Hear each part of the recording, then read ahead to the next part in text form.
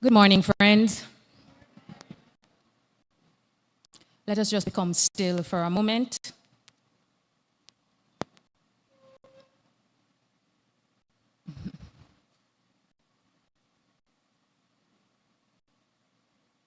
Be still and know that I am God. Be still and know that I am God. Be still and know that I am God. And so it is.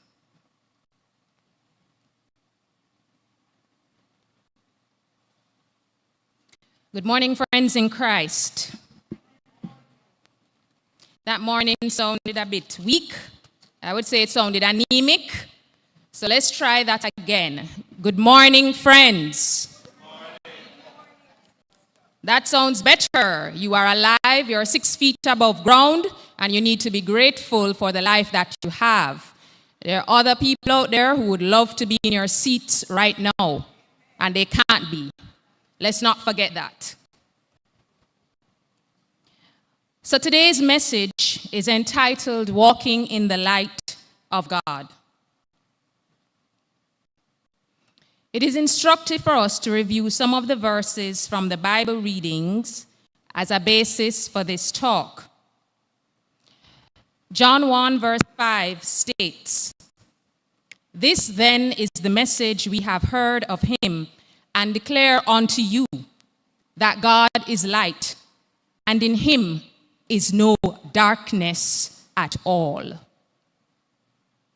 The Gospel of John chapter 1, focusing on verses 3 to 5 and verse 9 are as follows. "All things were made by him, and without him was not anything made that was made. In him was life, and the life was the light of man. And the light shineth in darkness, and the darkness comprehended it not. That was the true light, which lighteth every man that cometh into the world." These verses imply that God is light. We were made by him, and our life is the light of men. So this light, this divine spark, resides in each one of us, man, woman, and child. This corresponds to one of the 5 foundation principles of unity. Unity students, unity teachers.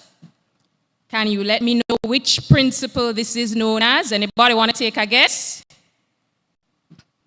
It is the second principle, known as the divinity of man. I see one person saying it down there. So the second unity principle, known as the divinity of man. We are made in the image and likeness of God. The real self in everyone is the Christ, the perfect idea, your hope of glory. Our essence is of God. Therefore, we are inherently good. This God essence was fully expressed in Jesus the Christ. So what does it mean to walk in the light of God? Well, let us examine the metaphysical definition of light and the metaphysical definition of God. The revealing word defines light as the understanding principle in mind. In divine order, it always comes first into consciousness. Light is a symbol of wisdom. The revealing word had quite a long definition for God, so I had to abbreviate it. Defines God as the Almighty One, the Creator, the ruler of the universe, the infinite, the eternal. God is not a person, but a principle. God is the underlying unchangeable truth, with whom there is no variableness, neither shadow of turning. James 1, verse 17. And we recall that line from that great hymn, "Great is thy faithfulness, there is no shadow of turning with thee." God is the same yesterday, today, tomorrow, and always. God as principle is absolute good, expressed in all creation. When men know God and worship him in spirit and in truth, John 4, verse 24, they recognize him as this great goodness, omnipresent, meaning everywhere present, omniscient, knowing all things, and omnipotent, all-powerful. God is that from which all love springs. His character is taught in the name Father, representing the love, the protection, and providing care of God for man, his offspring. He is life and love and wisdom and power and strength and substance. So back to the question, what does it mean to walk in the light of God? I believe it means to come to the understanding or realization that one needs to turn away from the external worldly things and distractions and begin to focus on our spiritual journey, the inward journey. It means to take up our cross, follow the Christ, and to raise our consciousness to God level. Friends, this is a major life-changing decision. It will require serious self-reflection. You will have to really face yourself. This means you will have to examine the shadow aspect of yourself, which includes all of the things that you would not want others to know about you, the things that you keep hidden. This is no easy feat. This is why Jesus said in Matthew 16, verse 17, "For flesh and blood has not revealed it to you, but my Father who is in heaven." This decision requires you to come to yourself as the prodigal son did. The most famous maxim inscribed at the temple of Apollo at Delphi states, "Know thyself." But I would venture to say that most people don't really know themselves very well. Why do I say this? Because many persons are living on autopilot. They are so busy being influenced by the world, and by the world I mean the opinions of others and society's norms, that they don't think for themselves. They don't really know themselves. They are so concerned about what others are thinking. And so many things play an influential role in our lives. First, it starts with our parents, or lack thereof. The types of families we have. Are we in a family that hides things? Environment we grew up in. The schools we attended. The country that we live in and the culture of that country. Religious exposure or no religious exposure. Friends that we surround ourselves with. Our work colleagues. And the list goes on.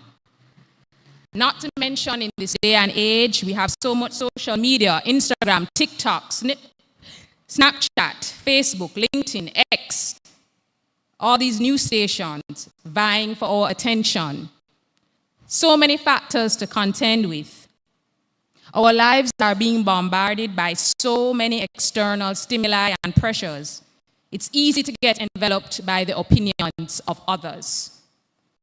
I will give two examples at this point. I was having a conversation with an adult patient of mine some time ago, and she was having some difficulty regarding a decision about having a baby. She kept telling me this long story about what her former partner wanted, what her mother wanted her to do, what her new partner wanted. Notice anything? So as I listened to her, I decided to interject with a question of my own. I asked, "But what do you want?" She stopped. She looked at me and she appeared confused. I continued. You keep telling me about what all these other people around you want. What do you want for yourself? She was stunned and she started stuttering. I don't know what I want. Nobody has ever asked me before. My response was, well, I think you should give this situation more thought, especially since you would be the one bearing the responsibility of carrying a child. And the second example, I wanted to look at a cartoon. I don't know if it can be projected now, if it's possible. Nope. Okay, so I had a cartoon. I was hoping it would be projected, but anyway, I can describe it. It shows an elderly man and his wife on a donkey. And there are 4 different scenarios. So one, you hear one person commenting, 2 people on a donkey's back, poor animal. In the next picture, because they're listening to the comments that are being said, the gentleman is on the donkey, his wife is walking beside him.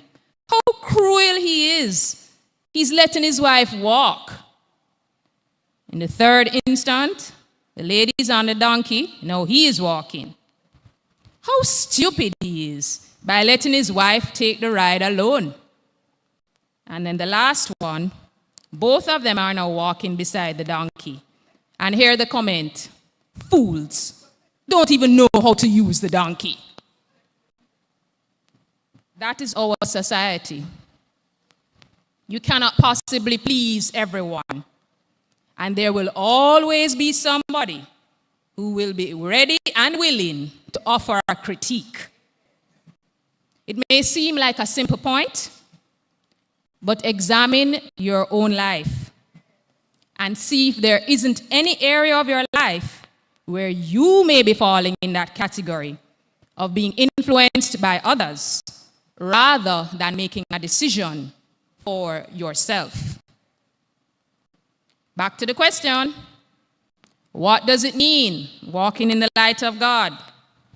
I mentioned before, it comes to the understanding and realization that we need to be turning away from the world, focusing on our spiritual journey, raising our consciousness to God level.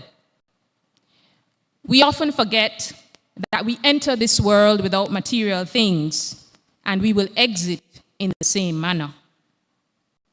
The spiritual life is what gives true, deep fulfillment that many are searching for but cannot find. Many people don't realize the partners, the money, the clothes, the cars, the awards, the degrees, the status, the titles. Those things only give temporary satisfaction. That is why there's always a thirst for more. But even with more, even with the accumulation of more, that thirst never seems to be quenched. In the Gospel of St. John, chapter 4, verse 14, Jesus said to the Samaritan woman at the well, "But whosoever drinketh of the water that I shall give him shall never thirst. But the water that I shall give him shall be in him a well of water, springing up into everlasting life." This is the truth that sets us free, but we don't truly believe this. The majority of humanity is still running here and there, helter-skelter, without truly finding themselves and their purpose. As long as we are alive, there is a purpose that we are here to fulfill. Each person must find out what their purpose is and to do that to the best of their ability. Jesus said in the Gospel of St. John, chapter 4, verses 32 and 34, "I have meat to eat that ye know not of. My meat is to do the will of him that sent me and to finish his work." Friends, this is our assignment as Jesus has shown us. Walking in the light of God means living in integrity, practicing the truth that we know, and actively dispelling the dark race consciousness thoughts that try to overtake us. Some of those dark race consciousness thoughts include jealousy, envy, and no, they're not the same thing, unforgiveness, bias, discrimination, unrighteous judgment, selfishness, and the list goes on. In order to raise our consciousness to God level, it means being consistent with our practice of prayer, meditation, reading and studying the Bible, attending our book studies, and being honest with ourselves about our weaknesses. How can you identify your flaws, areas of weakness that you need to work on? One way is to examine your behavior and your responses when others offend you or mistreat you in daily life. When something happens that you don't like, are you ready to match that energy? You're ready to take it there, give it to them, as we would say? Are you going down there with blood in your eyes? Or are you willing to take the higher road? Recently, I went to a local lunch spot, and a member of staff who I am acquainted with told me a story. She told me her manager had embarrassed her terribly in front of some customers for making a mistake. Her reaction was to continue her work and not respond in kind. She said to me, "I decided that my peace was more important." I wasn't going to take her on. This is the principle I'm living my life by these days. She did reveal that her manager apologized at a later point in time. However, it was her conscious decision to keep her behavior at a higher level that caught my attention. She also mentioned another key takeaway point. I realized her behavior had nothing to do with me. In so many instances, a person's behavior is dictated by how that person is feeling internally. It usually has very little to do with the other person. Life is always providing lessons for us to learn from others and their experiences. Friends, walking in the light of God may seem more challenging because it requires self-discipline and commitment. But anything worth achieving in life requires these practices. Jesus promised in Matthew 11, verses 28 to 30, "Come unto me, all ye that labor and are heavy laden, and I will give you rest. Take my yoke upon you and learn of me, for I am meek and lowly in heart, and you shall find rest unto your souls. For my yoke is easy, and my burden is light." Challenges will come because that is a part of the human life experience. But walking in the light of God will give you discernment. You will receive divine guidance, and your steps will be ordered accordingly. Philippians 1 verse 6 assures us, "He which hath begun a good work in you will perform it until the day of Jesus Christ." Recall the well-known Bible story of Shadrach, Meshach, and Abednego, who refused to worship the golden image of King Nebuchadnezzar. They trusted God completely and were delivered from the fiery furnace without blemish or scar. As Emmett Fox states in his book, Stake Your Claim, Exploring the Gold Mine Within, as long as you believe in God only and worship him for his own sake, you can expect to be delivered from the ills and miseries that beset humankind. Of course, every Christian will say, "Naturally, I believe in God only. I do not worship idols or golden images, so this doesn't affect me." Really? If you give attention to sin, sickness, or evil of any kind by believing in it, or if you take advantage can be gained by distorting the truth, then you have made an idol of those things, and in that sense, you worship them. Some food for thought there. Emmett Fox continues, when we hold steadfastly to God and give all power to him, he sends his messenger, the Christ truth, to heal us and deliver us from our furnace of fear and frustration. Then do we know that nothing shall by any means hurt us. Friends, God will never leave you or forsake you. Remember, his promises are true. Psalms 91, verses 11 to 12 and 15. For he shall give his angels charge over thee, to keep thee in all thy ways. They shall bear thee up in their hands, lest thou dash thy foot against a stone. He shall call upon me, and I will answer him. I will be with him in trouble. I will deliver him and honor him. Remember, God is light, and in him is no darkness at all. Sin and ignorance are represented by the darkness. The light is already within you.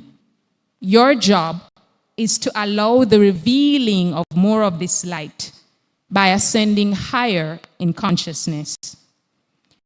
Matthew 5, verse 14 states, you are the light of the world.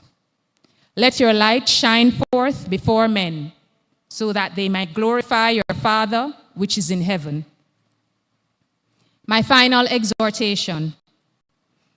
Finally, brothers and sisters, God, the Alpha and the Omega, the beginning and the end, the one who was, who is, and who is to come, he is with us forevermore.